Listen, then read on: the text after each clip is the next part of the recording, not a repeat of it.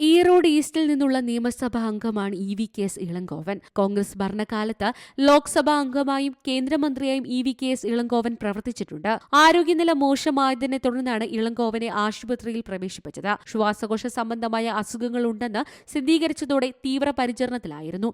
ഈ സാഹചര്യത്തിൽ EVKS ഇളങ്കോവന്റെ ആരോഗ്യനില വീണ്ടും വഷളായി. തുടർന്ന് ചെന്നൈയിലെ മയാത്ത് ആശുപത്രിയിൽ വെന്റിലേറ്ററിന്റെ സഹായത്തോടെ ചികിത്സയിലിരിക്കെയാണ് ഇന്ന് അന്ത്യം സംഭവിച്ചത്. ജൂൺ ജൂലൈ മാസങ്ങളിൽ തമിഴ്നാടിന്റെ വിവിധ ഭാഗങ്ങളിൽ നടന്ന കോൺഗ്രസ് പരിപാടികളിലും പൊതുയോഗങ്ങളിലും അദ്ദേഹം പങ്കെടുത്തിരുന്നു.